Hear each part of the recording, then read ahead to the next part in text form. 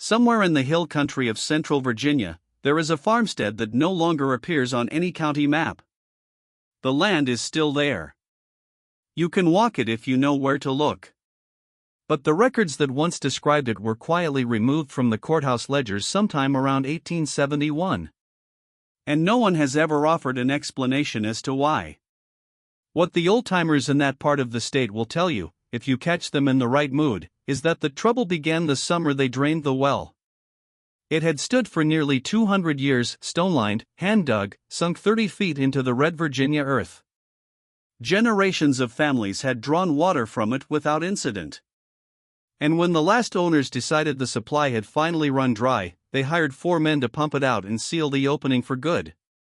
The men arrived on a Monday morning. By Tuesday evening, 2 of them had refused to return. By Wednesday, the other 2 had left the county entirely. And when a 5th man was finally persuaded to go down and examine what they had found, he came back up in less than 10 minutes, climbed into his wagon, and drove away without collecting his pay. No one ever recorded what was at the bottom of that well.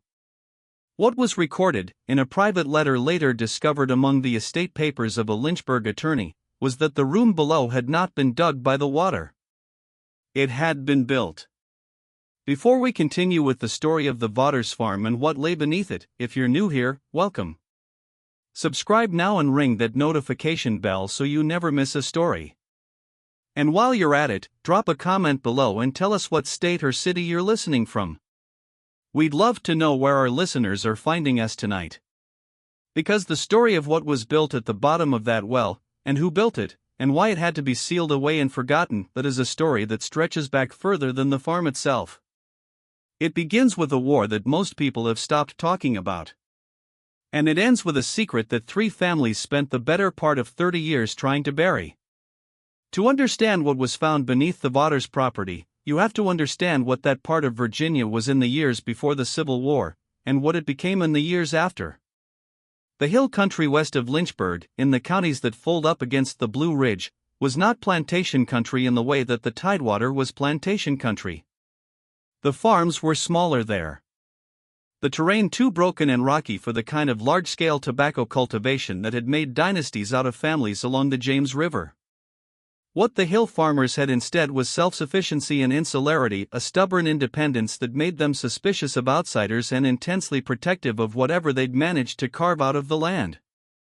The Vaughters family had been on their particular piece of ground since the 1680s. Welsh by origin, they had come over with a small group of other settlers during the early colonial period, and had slowly worked their way inland, away from the coast, away from the larger towns, until they found a hollow between 2 ridges that suited them.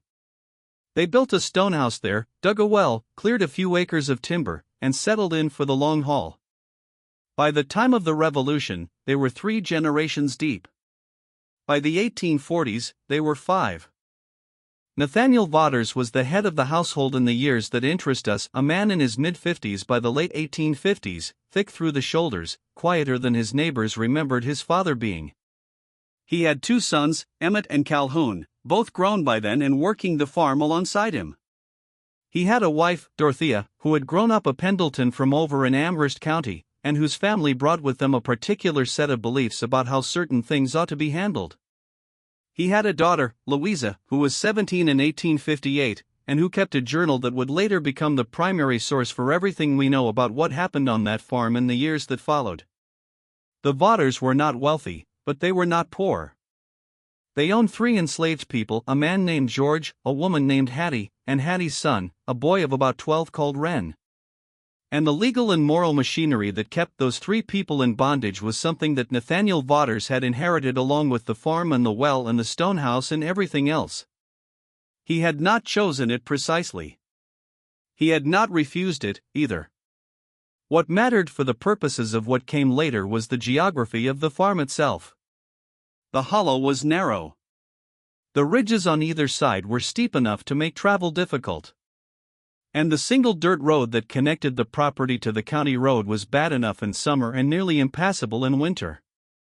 The nearest neighbor, a man named Crockett Farley who ran a small grist mill on the creek about 2 miles south, was close enough to be called upon in an emergency, but far enough away to be effectively invisible on a daily basis. The Vaughters were, in a very real sense, their own world. The well sat in the center of the yard between the house and the barn.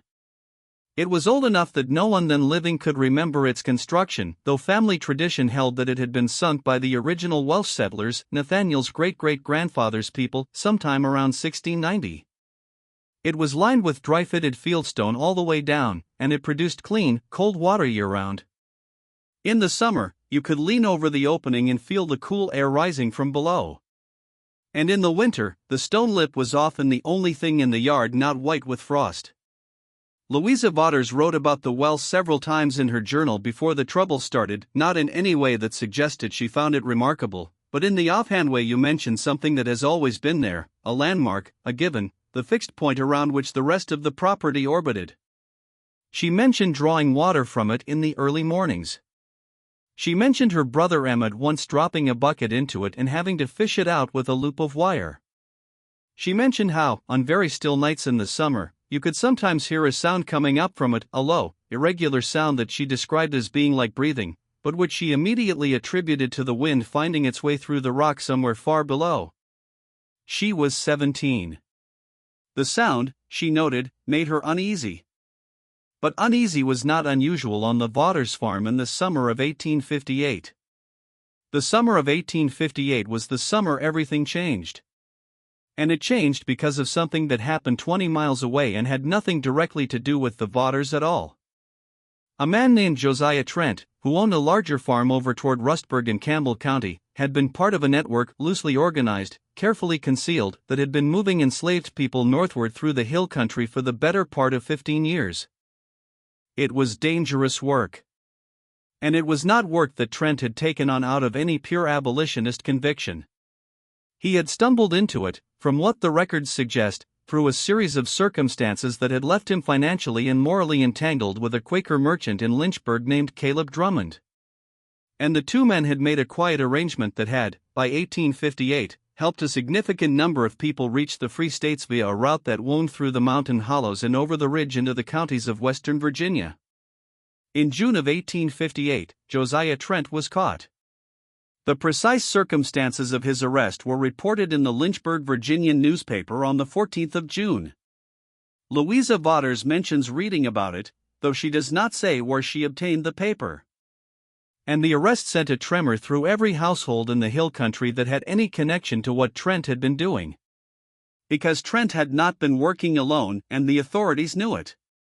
Moreover, they were prepared to be patient about finding out who else was involved.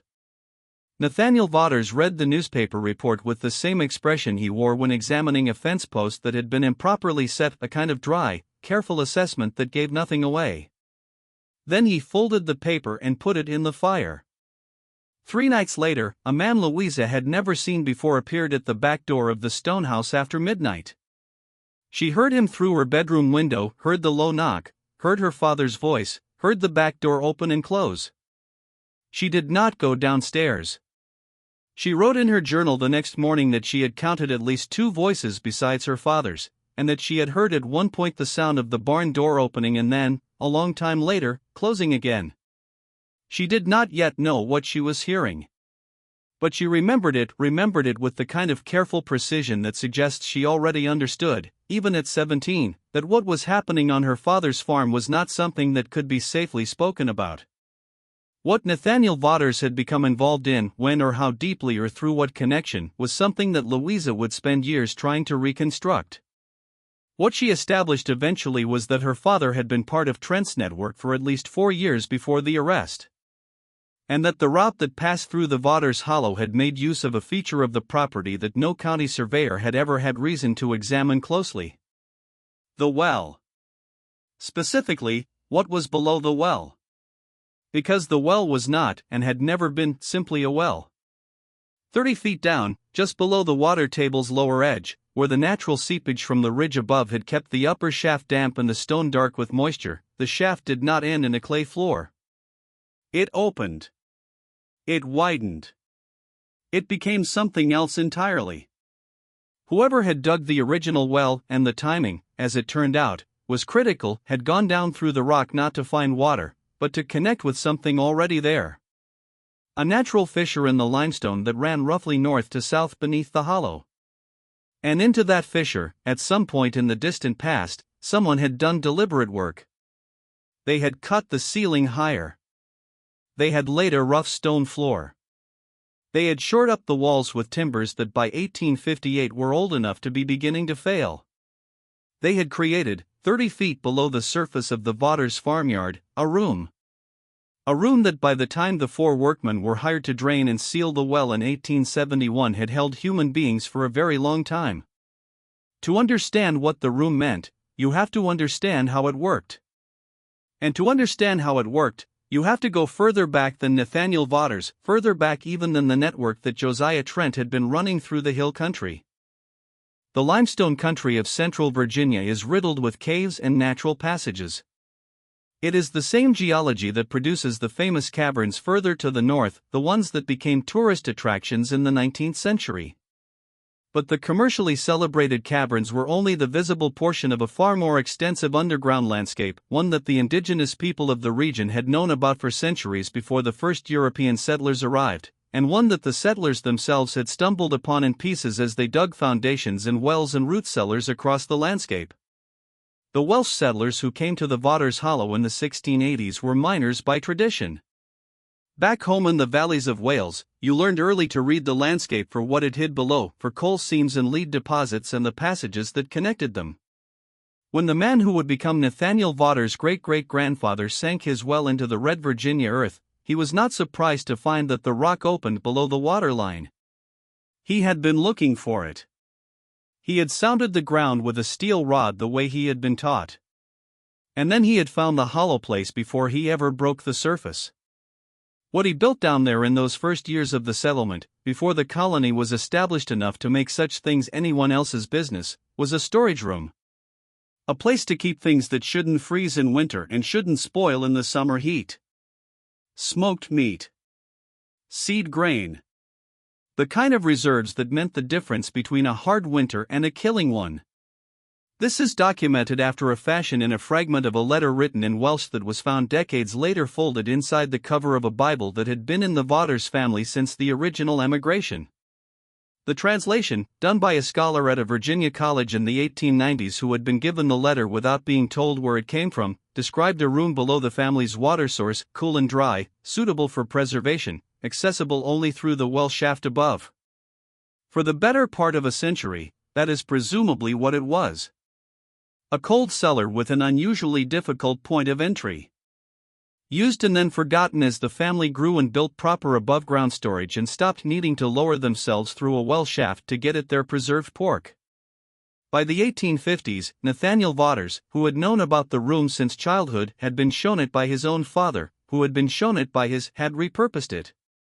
Had repurposed it in a way that his Welsh ancestor, digging into the limestone with his miner's rod and his survivalist arithmetic, could not have imagined. The room below the well had become a stop on a route that moved human beings through darkness towards something that might eventually resemble light. How many people had passed through it over the years that Nathaniel Vaughters was connected to Trent's network cannot be established precisely. Louisa in her journal eventually pieced together that the number was more than 40 and possibly closer to 80. People who had arrived at the Vaughters farm in the night, been lowered through the well shaft via rope and a board seat, spent between 1 and 4 days in the room below, and then been moved on to the next point in the chain. The room had a supply of food and water kept there for precisely this purpose. It had a lamp and enough oil to last several days. It had, Louisa noted, a collection of blankets that her mother Dorothea had been acquiring quietly for years, good woolen blankets, not the thin ones, so that whoever came through would not be cold. Dorothea Pendleton Vaughters, it turned out, was not merely aware of what her husband was doing. She was an active and essential part of it. This was the part of the story that the letter found in the Lynchburg attorney's estate papers touched upon most obliquely, the letter that described the room as having been built, not dug. Because that word, built, was understood by the attorney's family to mean something specific. The attorney, whose name was Edmund Caskey, had represented one of the families involved in the investigation that followed Trent's arrest. The letter had been written to him by a client who needed him to understand the nature of what they were dealing with. The room below the Vaughters well had been built over decades into something that people could survive in. That was the horror and the miracle of it simultaneously. That someone had taken a natural crack in the limestone 30 feet underground and made it livable. Had installed the timber shoring, the plank floor, the ventilation that came from a second, much narrower fissure that opened somewhere on the hillside to the north, concealed behind a growth of mountain laurel. Had thought through what a human being would need to survive 2, 3, 4 days in the dark below the earth. That care, that sustained, specific, long-term care, was not something that Nathaniel Vaughters had done alone or quickly or without help. It was the work of years. It was the work, possibly, of more than one generation. And the nature of that work, its deliberateness, its human scale, the thought that had gone into the blankets and the lamp oil and the ventilation, was precisely what disturbed the men who came to drain and seal the well in 1871, years after the war had ended and the legal reason for the room no longer existed. The room was empty by then. But it was not abandoned in the way that an unused space is abandoned. It was preserved. Every object in it was in its place. The lamp was trimmed and had oil in it. The blankets were folded. There was a tin cup on a ledge cut into the limestone, and inside the cup was a folded piece of paper, and on the paper was a list of names. And the list of names on the paper in the tin cup was what sent the fifth workman up out of the well without collecting his pay. He could read, not well, but enough. And what he saw on that list, in a hollow 30 feet underground on a farm in central Virginia in 1871, was not what he had expected to find. He had expected maybe a root cellar, maybe an old cache of someone's hidden valuables. What he found instead was evidence of something that, in the years immediately following the Civil War and Reconstruction's beginning, carried a weight that was difficult to calculate. He left. He told his employer, a Lynchburg contractor named Silas Poor, only that the well needed to be sealed from the top and left alone, and that he would not discuss his reasons. Silas Poor, a practical man who recognized when a conversation was over, sealed the well and billed the estate and said nothing further about it to anyone, at least not for several years. It was Poor who eventually wrote the letter that ended up in Edmund Caskey's estate papers. He wrote it, as best as can be determined, sometime around 1876, in response to a legal inquiry that Caskey was conducting on behalf of an unnamed party who had an interest in the Vaughters property.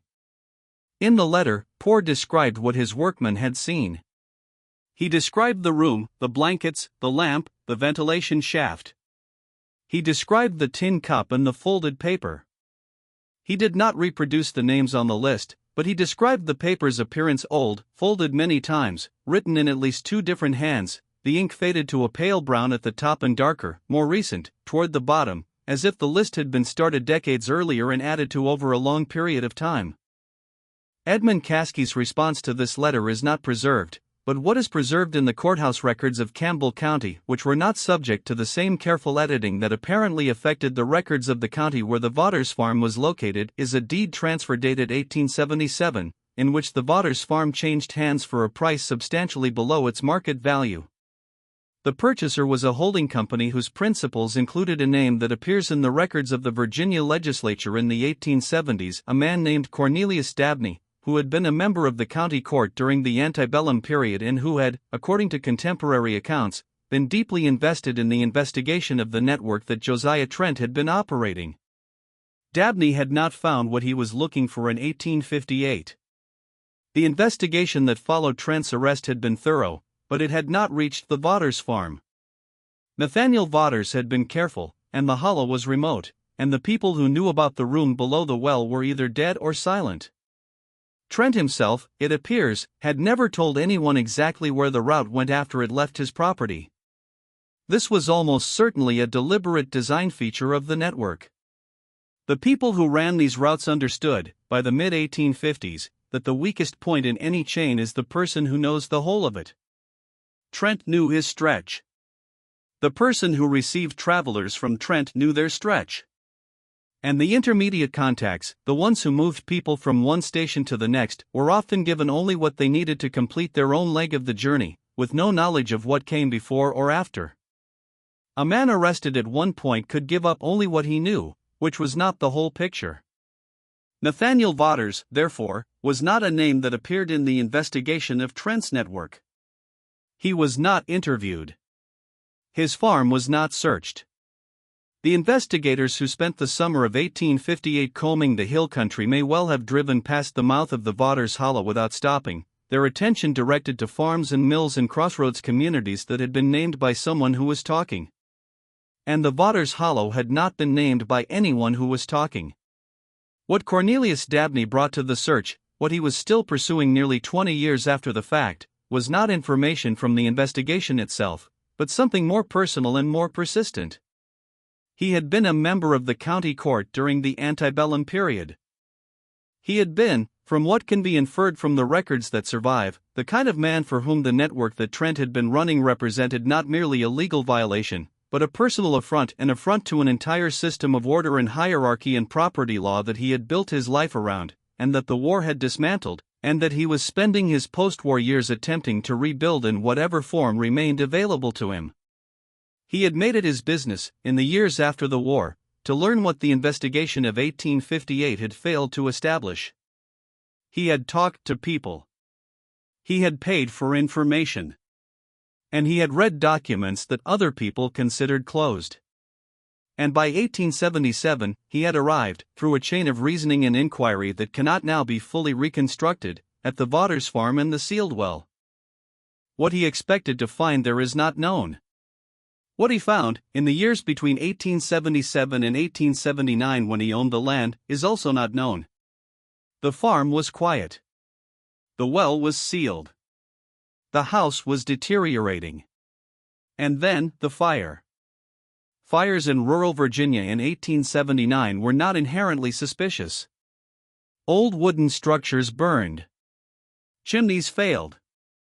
Sparks from a lantern could take a barn in minutes. The fact that this particular fire destroyed a stone house, not a wooden one, but a structure built from fieldstone that had been standing since the 1680s, was somewhat more unusual. Stone houses do not burn the way wooden ones do. What burns in a stone house is everything inside it. The floors, the ceiling, the furniture, the papers, the books, the accumulated physical record of nearly 2 centuries of a family's presence on the land. The fire destroyed whatever remained in the house. Whatever Nathaniel Vaughters had kept. Whatever Dorothea had stored.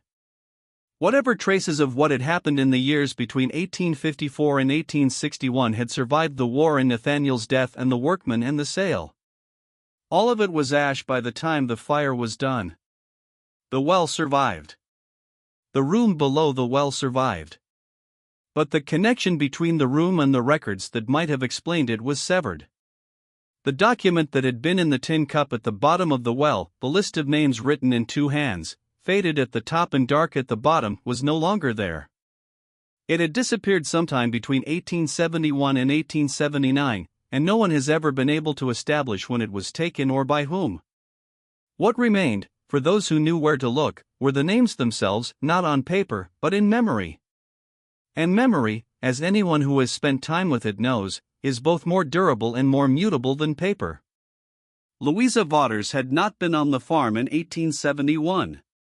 She had married in 1865 a man named Pruitt from over in Rockbridge County, and she had been living 40 miles away when the workmen came to drain the well.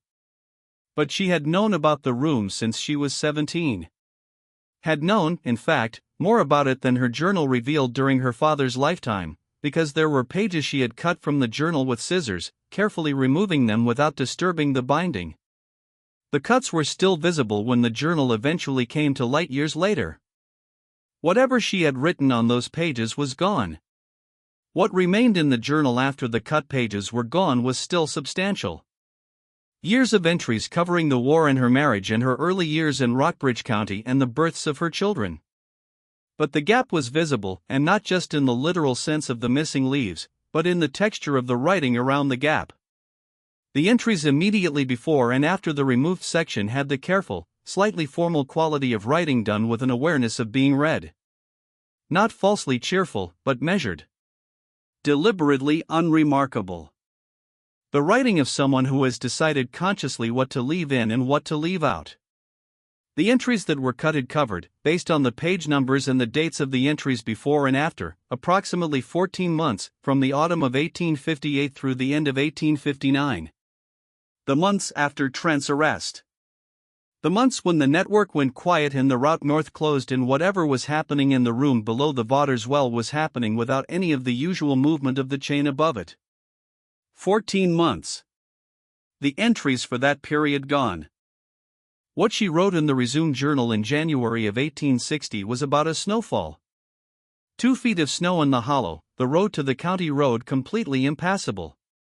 Her brothers shoveling out the barn and the well.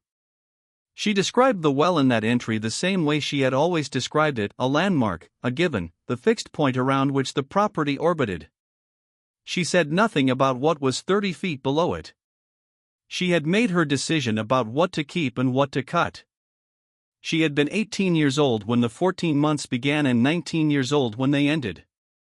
She lived until 1903. She outlived her husband and 2 of her 4 children and watched the world change in ways that the girl who had kept a ledger journal in the Virginia Hill Country could not have anticipated. She never returned to the Vaughters farm after her marriage. She never, in any of the letters or documents that survived from her later life, mentioned it directly. The only exception was the letter to her daughter about the fire, the one with the strange closing about hoping the trouble might now be allowed to rest. The trail might have ended there permanently, buried under a fire and a land transfer and a carefully edited courthouse ledger, if not for a woman named Prudence Farley. She was the granddaughter of Crockett Farley, the man with the grist mill 2 miles south of the Vaughters Hollow, the nearest neighbor, the man close enough to be called upon in an emergency. Crockett Farley had died in 1883, leaving behind a mill that his son ran with indifferent success for another decade before selling it, and a box of personal papers that sat in the attic of the family's house for 40 years before Prudence, cleaning out after her parents' deaths in 1921, opened it and found what was inside. The papers in the box were exactly what you would expect from a 19th-century mill operator in the Virginia Hill Country. Ledgers, correspondence about grain prices, a deed for a small parcel of land, several letters from relatives in Tennessee, and one thing you would not expect. A sealed envelope, unaddressed, in Crockett Farley's handwriting, to no one in particular, with the instruction written on the outside, "Do not open until I am gone." Crockett Farley had been dead for 38 years when Prudence found the envelope. She opened it. Inside was a single sheet of paper, covered on both sides in her grandfather's careful, cramped hand. It was dated July 1868. And it described, in the methodical way of a man who had spent his life keeping accounts, what Crockett Farley had known about the Vaughters farm and the room beneath the well. He had known more than might be expected from a neighbor 2 miles away. He had known because he had been part of it. He wrote that he had never considered himself a brave man. He had considered himself, above all else, a practical man.